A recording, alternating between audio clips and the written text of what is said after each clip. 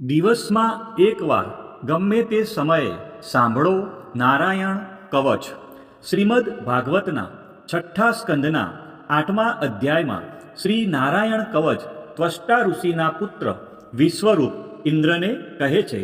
વિશ્વરૂપ કહે છે, જ્યારે ભયનો સમય પાસે આવ્યો હોય ત્યારે મનુષ્યે હાથ પગ ધોઈ આચમન કરી ઉત્તર દિશા તરફ મુખ રાખી શ્રી નારાયણ કવચનો પાઠ કરવો. જ્યારે ભય આવે ત્યારે શ્રી નારાયણ રૂપ નામ બખ્તર ધારણ કરવું. હવે આપણે સાંભળીશું નારાયણ કવચ. શ્રી નારાયણ કવચ ગરુડની પીઠ પર ચરણ કમળ ધારણ કરનારા, 8 સિદ્ધિઓવાળા, 8 બાહુઓવાળા અને તે 8 બાહુઓ વિશે શંખ, ચક્ર, ઢાલ, ગદા, બાણ, ધનુષ તથા પાસને ધારણ કરનારા શ્રી હરિ મારી સર્વ પ્રકારે રક્ષા કરો. જળમાં મત્સ્યાવધારી ભગવાન જલજંતુઓથી તથા વરુણના પાસથી મારી રક્ષા કરો. માયાથી બટુક બનેલા વામનજી સ્થળમાં મારી રક્ષા કરો. શ્રી વિશ્વરૂપ ત્રિવિક્રમ ભગવાન આકાશમાં મારી રક્ષા કરો. અસુરના અધિપતિઓના શત્રુ ભગવાન નરસિંહ સંકટકારક વનવગડાઓમાં તથા સંગ્રામ વગેરેમાં મારી રક્ષા કરો. જે નરસિંહના ખડખડાટ હાસ્યના શબ્દથી દિશાઓ ગાજી ઉઠી હતી અને ગર્ભિણીઓના ગર્ભ પડી ગયા હતા. પોતાની દાઢથી પાતાળમાંથી પૃથ્વીનો ઉદ્ધાર કરનારા ભગવાન યજ્ઞમૂર્તિ વરાહ માર્ગમાં મારી રક્ષા કરો. પરશુરામ પર્વતોના શિખરોમાં મારી રક્ષા કરો. અને ભરતના મોટા ભાઈ રામ તથા લક્ષ્મણ પ્રવાસમાં અમારી રક્ષા કરો. અભિચારી વગેરે સર્વ ઉગ્ર ધર્મમાંથી તથા પ્રમાદમાંથી શ્રી નારાયણ ભગવાન રક્ષા કરો. નર ભગવાન ગર્વથી રક્ષા કરો. યોગના સ્વામી દત્તાત્રેય યોગ ભ્રંશથી મારી રક્ષા કરો. ગુણના સ્વામી કપિલદેવ કર્મના બંધનથી મારી રક્ષા કરો. સનતકુમાર કામદેવથી મારી રક્ષા કરો. હયગ્રીવ ભગવાન રસ્તામાંથી જતા દેવતાઓને પ્રણામ ન કરવા રૂપી અપરાધમાંથી મારી રક્ષા કરો. દેવર્ષિ શ્રેષ્ઠ મુનિ શ્રી નારદ ભગવાનની પૂજામાં જે કોઈ વિઘ્ન નડે તેનાથી મારી રક્ષા કરો. અને કૂર્મ અવતાર શ્રી હરિ સર્વ પ્રકારના નરકમાંથી મારી રક્ષા કરો. ભગવાન ધન્વંતરી કુપથ્યમાંથી મારી રક્ષા કરો. જીતેન્દ્રિય ભગવાન ઋષભદેવ કામ ક્રોધ આદિના ભયમાંથી મારી રક્ષા કરો. યજ્ઞાવતારી ભગવાન લોકાપવાદથી મારી રક્ષા કરો. બળભદ્ર મનુષ્ય તરફથી થનારા ઉપદ્રવોમાંથી રક્ષા કરો. અને શેષનાગ ક્રોધાવેશ નામના સર્પગણોથી મારી રક્ષા કરો. ભગવાન વેદવ્યાસ અજ્ઞાનથી મારી રક્ષા કરો. ભગવાન બુદ્ધ પ્રમાદવાળા પાખંડીઓના ટોળામાંથી મારી રક્ષા કરો. ધર્મની રક્ષા કરવા માટે અવતાર લેનાર ભગવાન કલ્કી કાળના મળરૂપ કળિયુગથી મારી રક્ષા કરો. કેશવ ભગવાન પ્રભાતમાં ગદાથી મારી રક્ષા કરો. વેણુધર ભગવાન ગોવિંદ આ સંકટ કાળમાં મારી રક્ષા કરો.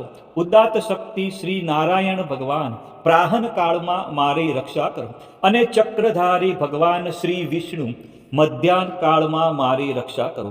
મધુદૈત્યને મારનાર ઉગ્ર ધનુર્ધારી ભગવાન શ્રી વિષ્ણુ ત્રીજા પહોરમાં મારી રક્ષા કરો. બ્રહ્મા, વિષ્ણુ અને રુદ્ર એ 3 મૂર્તિવાળા ભગવાન માધવ સાયંકાળમાં મારી રક્ષા કરો. ઇન્દ્રિયોના સ્વામી ઋષિકેશ ભગવાન પ્રદોષ કાળમાં મારી રક્ષા કરો. પદ્મનાભ ભગવાન કેવળ એક અર્ધરાતથી પહેલા કાળમાં અને અર્ધરાતે મારી રક્ષા કરો. શ્રી વસ્તુનું જેને ચિહ્ન છે એવા ઈશ શ્રી વિષ્ણુ પાછલી રાતે મારી રક્ષા કરો. તલવારધારી ભગવાન જનાર્દન મળશકામાં મારી રક્ષા કરો. દામોદર ભગવાન સંપૂર્ણ સંધ્યાઓમાં મારી રક્ષા કરો. કાળમૂર્તિ ભગવાન વિશ્વેશ્વર સૂર્યોદય પહેલાના કાળમાં મારી રક્ષા કરો. હે પ્રલય સમયના અગ્નિ જેવી તીક્ષ્ણ ધારવાળા ચક્ર ભગવાનથી મૂકવામાં આવે તો ચારે તરફ ફરીને અગ્નિ જેમ ખંડની ગંજીને તુરત જ બાળી નાખે તેમ શત્રુના સૈન્યને તુરત બાળી નાખો. હે વ્રજના જેવા તીક્ષ્ણ સ્પર્શવાળા તણખાઓથી ભરેલી ગદા તમે ભગવાનને વાલી છો. તમે કુષ્માંડ, યક્ષ, રાક્ષસ, ભૂત તથા ગ્રહોને ભૂક્કો કરી નાખો. તથા શત્રુઓના ચૂરે ચૂરા કરી નાખો. હે પાંચજન્ય શંકરાજ, શ્રી કૃષ્ણ ભગવાને ફૂંકવાથી મહાભયંકર શબ્દ કરીને તેમના શત્રુઓના હૃદયને કંપાવતા રાક્ષસો, પ્રમથો, પ્રેતગણ, માતૃકાગણ, પિશાચ, બ્રહ્મ રાક્ષસ અને બીજા ઘોર દ્રષ્ટિવાળાઓને નસાડી મૂકો. હે તીક્ષ્ણ ધારવાળી તલવાર, તમે ભગવાનના હસ્ત દ્વારા પ્રેરાઈને મારા શત્રુઓના સૈન્યને કાપી નાખો. હે ચંદ્રમા જેવી 100 ફૂદડીવાળી ઢાલ, તમે શત્રુઓની આંખને ઢાંકી દો તથા પાપી નજરવાળાઓની પાપી દ્રષ્ટિ હરી લો. અમને ગ્રહોથી, કેતુઓથી, મનુષ્યોથી, સર્પોથી, દાઢવાળા પ્રાણીઓથી તથા પાપોથી જે ભય થાય છે તે સૌ તથા જેઓ અમારા સુખમાં વિઘ્ન કરનારા છે તે સર્વે ભગવાનના નામરૂપી અસ્ત્રના કીર્તનથી તુરત જ ભય પામો.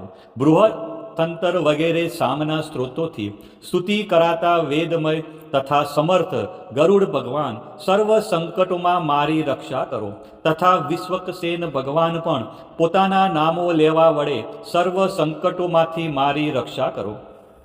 શ્રી હરિના નમ રૂપ વાહન અને આયુગો સર્વ આપત્તિઓમાંથી અમારી રક્ષા કરો. ભગવાનના મુખ્ય પાર્ષદો અમારા બુદ્ધિ, ઇન્દ્રિય, મન તથા પ્રાણની રક્ષા કરો. આ સાકાર નિરાકાર જે કંઈ જગત છે સર્વ ભગવાનનું જ સ્વરૂપ છે. આ સત્યથી મારા સર્વ ઉપદ્રવો નાશ પામો.